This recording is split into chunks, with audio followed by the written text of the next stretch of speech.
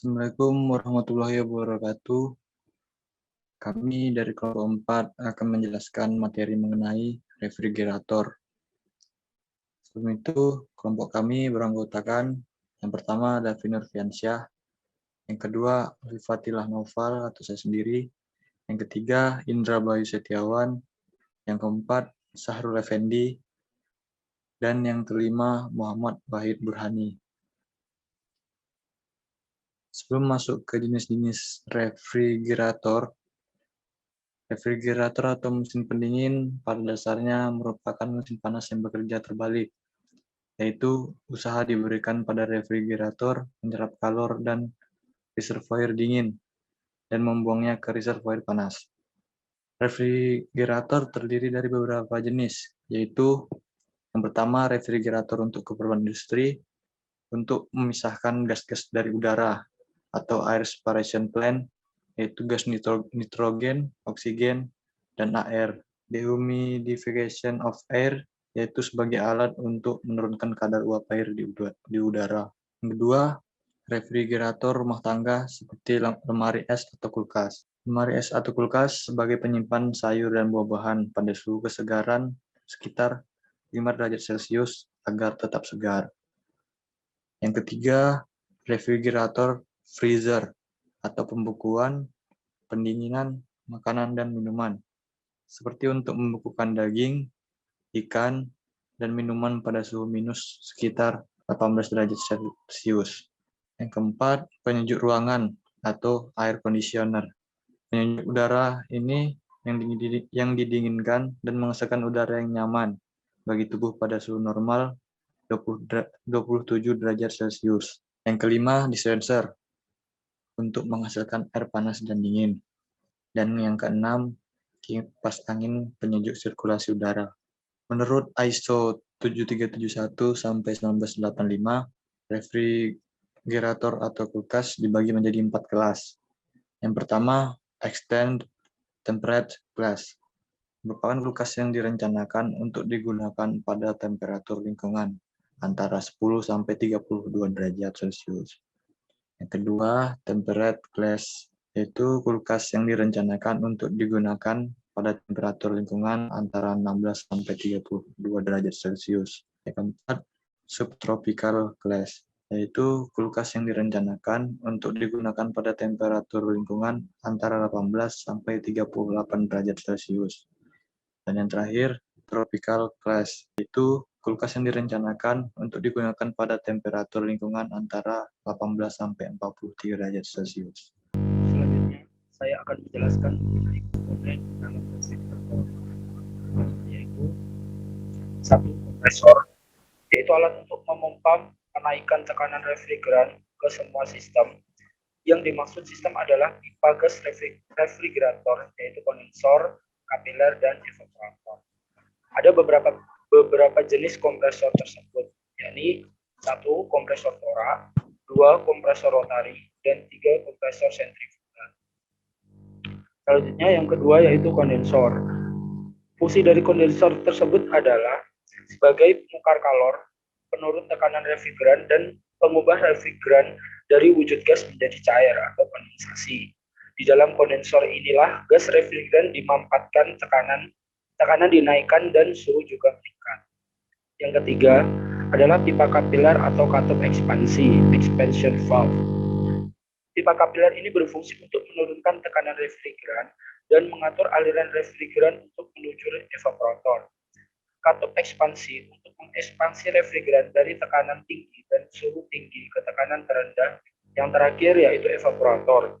Evaporator adalah sebuah alat yang berfungsi untuk mengubah sebagian atau keseluruhan sebuah pelarut dari sebuah larutan dari bentuk cair menjadi uap, atau berfungsi untuk menyerap dan mengalirkan panas dari udara ke refrigeran. Ada sistem pendinginan. Efek pendinginan diperoleh dari penyerapan panas oleh cairan pendingin yang menguap dengan cepat, yaitu penguapan membutuhkan energi panas. Selanjutnya adalah viskositas suhu. Viskositas suhu ruang refrigerator berkisar 4.414 sampai 1.290 Cp. Viskositas tertinggi terjadi pada suhu refrigerator penyimpanan minggu ke-1. Suhu rendah menyebabkan molekul-molekul dalam cairan tidak mendapat energi dan tidak bisa bergerak bebas. Dengan melakukan usaha W pada sistem pendingin, sejumlah kalori Q2 diambil dari reservoir bersuhu rendah T2. Kemudian, sejumlah kalori Q1 dibuang ke reservoir bersuhu tinggi T1. Ukuran kemampuan sebuah mesin pendingin dinyatakan sebagai koefisien daya guna atau koefisien performansi yang diberi lambang Kp dan dirumuskan dengan persamaan KR sama dengan Q2 per W. W di sini diturunkan menjadi W sama dengan Q1 min Q2 karena usaha yang diberikan pada mesin pendingin tersebut. Selanjutnya, W tersebut dimasukkan kembali ke rumus yang di atas tadi menjadi KR sama dengan Q2 per Q1 min Q2. Kemudian rumus baru jika gas yang digunakan dalam sistem mesin pendingin adalah gas ideal. Persamaan tersebut dituliskan menjadi Kp sama dengan T2 per T1 min T2. Lemari es dan pendingin ruangan merupakan koefisien performansi dalam jangkauan 2 sampai dengan 6. Semakin tinggi nilai Kp, semakin baik mesin pendingin tersebut. Ya, ini adalah contoh dari mesin pendingin, yakni refrigerator atau kulkas, bisa disebut juga dengan lemari es. Dalam lemari es berlangsung suatu siklus yang dinamakan cooling cycle.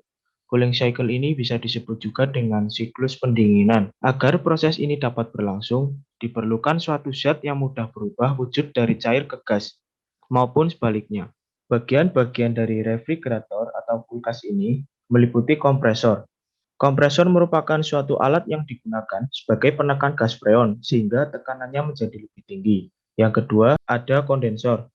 Kondensor berfungsi untuk membuang kalor dari freon sehingga freon berubah bentuk menjadi cair yang mulanya berbentuk gas.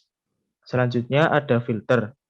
Filter berfungsi untuk menyaring freon dari kemungkinan kotoran yang ikut terbawa dari freon. Selanjutnya ada expanding valve.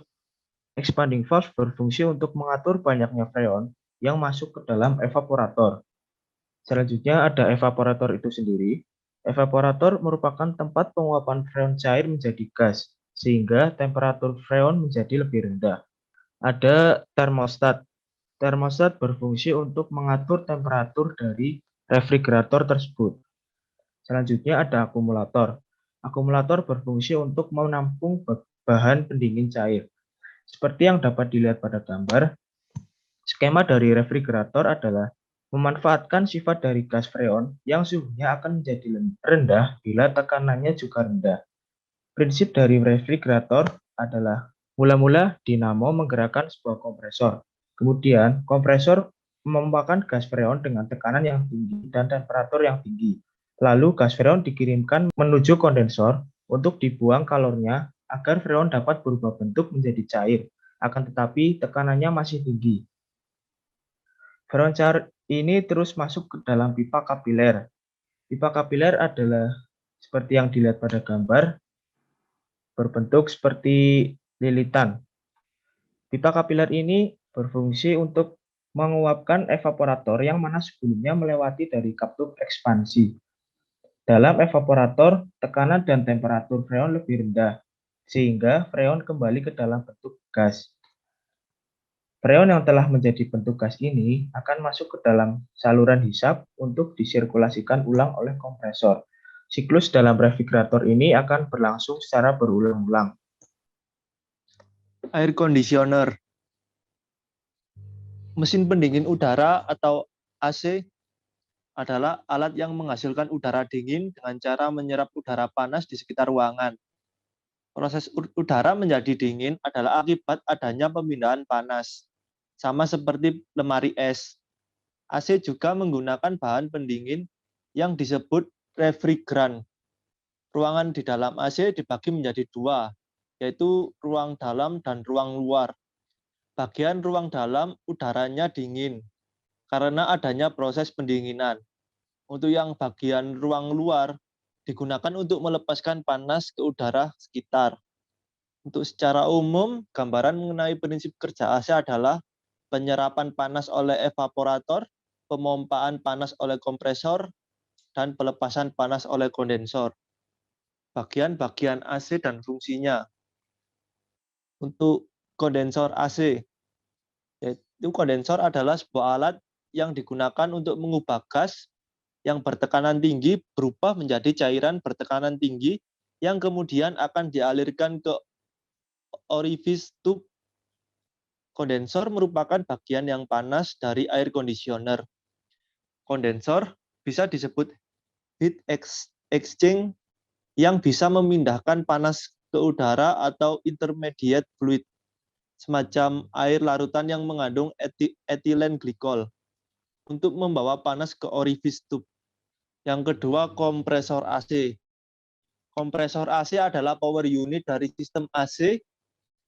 Ketika AC dijalankan, kompresor AC mengubah fluid kerja atau refrigerant berubah gas dari yang bertekanan rendah menjadi gas yang bertekanan tinggi. Gas bertekanan tinggi kemudian diteruskan menuju kondensor. Yang kedua, katup ekspansi. Katup ekspansi merupakan komponen yang penting dalam sistem air conditioner. Katup ini dirancang untuk mengontrol aliran cair pendingin melalui katup orifice yang merubah wujud cairan menjadi uap ketika zat pendingin meninggalkan katup pemuaian dan memasuki evaporator atau pendingin. Yang keempat, orifice tube.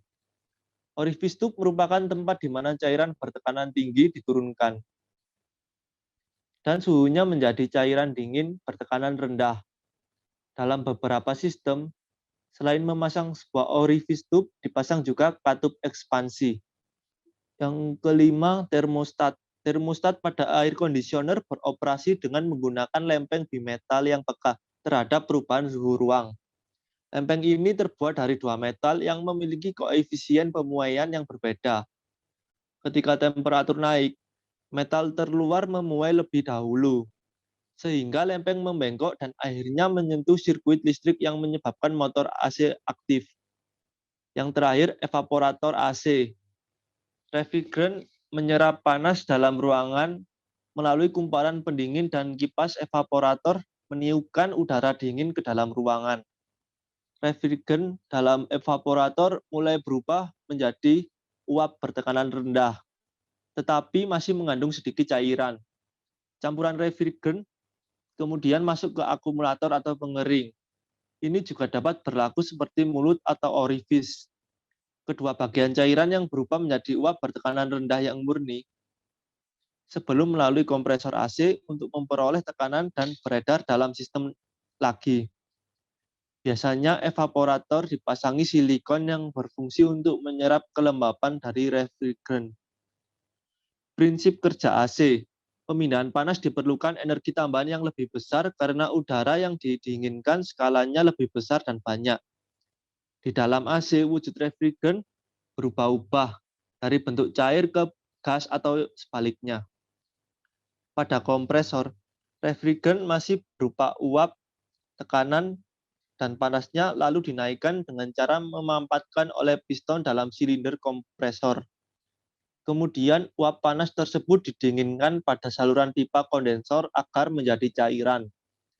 Pada saluran pipa kondensor diberi kipas untuk mempercepat proses pendinginan.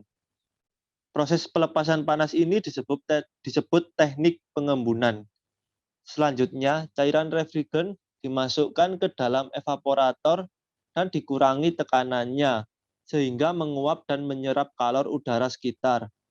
Di dalam AC, ruang bagian dalam, udara dingin disebarkan menggunakan kipas blower. Dalam bentuk uap atau gas, refrigerant dihisap lagi oleh kompresor. Demikian proses tersebut berulang terus sampai gas habis terpakai dan harus diisi kembali. Sekian presentasi dari kelompok kami. Terima kasih. Wassalamualaikum warahmatullahi wabarakatuh.